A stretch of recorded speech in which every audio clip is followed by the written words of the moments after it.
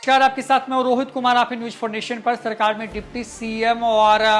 लगातार अपने ही मुख्यमंत्री का विरोध करने वाले सचिन पायलट क्या 11 जून को खुद को कांग्रेस से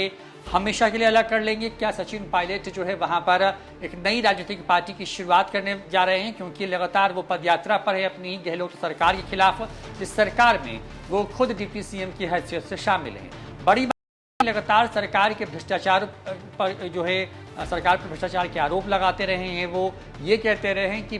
पूर्व की वसुंधरा राजे सरकार में जिस तरीके से भ्रष्टाचार हुआ है उस मामले की जांच का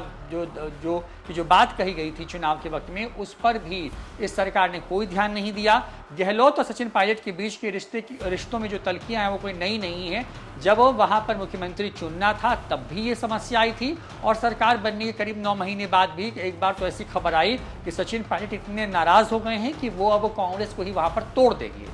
इन खबरों पर विराम लगा जब सचिन पायलट ने काफी दिनों की चुप्पी के बाद ये कहा कि फिलहाल वो कांग्रेस में ही है, लेकिन अब वो अपनी ही सरकार के खिलाफ पदयात्रा पर है। 11 जून वो तारीख है जब उनके पिता की पुण्यतिथि है और उस दिन सचिन पायलट किसी नई राजनीतिक पार्टी का ऐलान कर सकते हैं। खबर इसलिए क्योंकि सूत्रों से मिली जानकारी के मुताबिक राजस्थान में 2 राजनीतिक पार्टियों का जो है एक तरीके से कहें कि उनको एनरोल कराया गया है। 2 पार्टियां हैं, उसमें प्रगतिशील कांग्रेस शामिल है जबकि राज्य जन संघर्ष पार्टी भी शामिल है। अब ये 2 पार्टियां ऐसी हैं जिनका रजिस्ट्रेशन अभी हाल में हुआ है और बताया जा रहा है सूत्रों के हवाले से कि इनमें से किसी एक पार्टी के साथ सचिन पायलट जो है 11 तारीख को जब उनकी पदयात्रा जो है राजस्थान के दौसा पहुंचेगी तो वहां पर अपनी इस पदयात्रा के दौरान सचिन पायलट जो है घोषणा कर सकते हैं कि वो किस तरफ जाएंगे, क्योंकि लगातार आला कमान की तरफ से सचिन पायलट की नाराजगी को दूर करने की कोशिश की जाती रही, लेकिन बावजूद इसके सचिन पायलट जो हैं वो पदयात्रा पर निकले। इसके पहले उन्होंने अनशन दिया था और अपनी ही सरकार के खिलाफ एक तरीके से कहें कि के खिलाफ उनको घेरने के लिए अनशन धरने पर बैठे थे और बाद में पदयात्रा शुरू की, जो कि राजस्थान के अजमेर से शुरू हुई है और अब दौसा पहुंचेगी 11 तारीख को और उस दिन जो है सचिन पायलट अपनी नई राजनीतिक पार्टी का ऐलान कर सकते हैं। बड़ी बात यह है कि राजेश पायलट जो सचिन पायलट के पिता हैं, 11 जो जून है वो तारीख है जब उनकी पुण्यतिथि होती है उस दिन। ऐसे में सचिन पायलट उसी दिन जो है इसका ऐलान कर सकते हैं। तो वहाँ पर जो गहलोत सरकार है वो शुरुआत से ही लगातार जो है अपने ही लोगों के निशाने पर है और खास करके सचिन पायलट ने उनके लिए उनकी राहें जो हैं मुश्किल कर रखी हैं। बड़ी बात यह है कि अब राजस्थान में इसी साल चुनाव होने हैं विधानसभा के, वहाँ पर हर 5 साल में सत्ता का परिवर्तन होता है। 5 साल कांग्रेस और 5 साल के लिए जो है वहाँ पर बीजेपी सत्ता में आती है और इस बार अगर सचिन पायलट नई पार्टी का ऐलान करते हैं तो वहाँ के लोगों के लिए एक नया विकल्प भी हो सकता है। सचिन पायलट युवा हैं और लगातार ये माना जा रहा था कि जब चुनाव राजस्थान में संपन्न होंगे तो सचिन पायलट ही वहाँ के मुख्यमंत्री होंगे, लेकिन आला कमान ने आखिरी वक्त में जब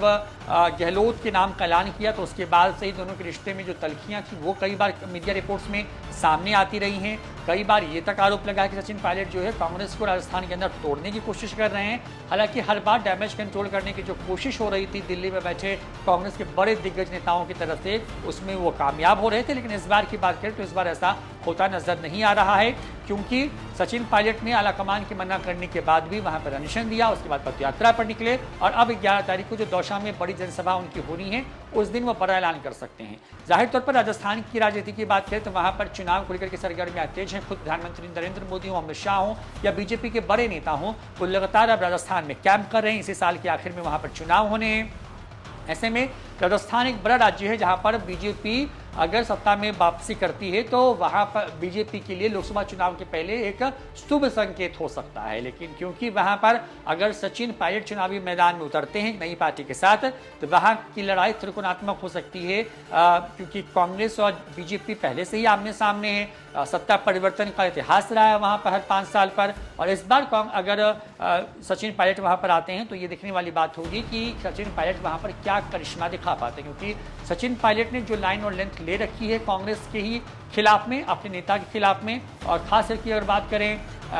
जिस तरीके से वहाँ की गहलोत सरकार की नीतियों की एक तरीके से कहें कि वो आलोचना कर रहे हैं, उससे लग रहा है कि अब सचिन पायलट मानने के मूड में नहीं है और उन्होंने पूरी तरीके से मन बना लिया। लिहाजा दो राजनीतिक पार्टियों का अभी हाल ही में राजस्थान के अंदर में जो है एक तरीके से कहें कि उनका एनरोलमेंट हुआ है, जिसमें प्रगतिशील कांग्रेस और आज जन संघर्ष पार्टी शामिल है। अब देखना होगा कि सचिन पायलट 11 जून को दौसा में क्या ऐलान करते हैं। क्या वो कांग्रेस के साथ ही रह के विरोध करेंगे या फिर वो अपनी नई पार्टी बना करके खुद को अलग करके वहां पर कांग्रेस के लिए मुश्किल खड़ी कर सकते हैं। क्योंकि अगर ये सब होता है तो सबसे बड़ा झटका कांग्रेस को ही होगा, क्योंकि अभी भी सचिन पायलट के साथ बड़ी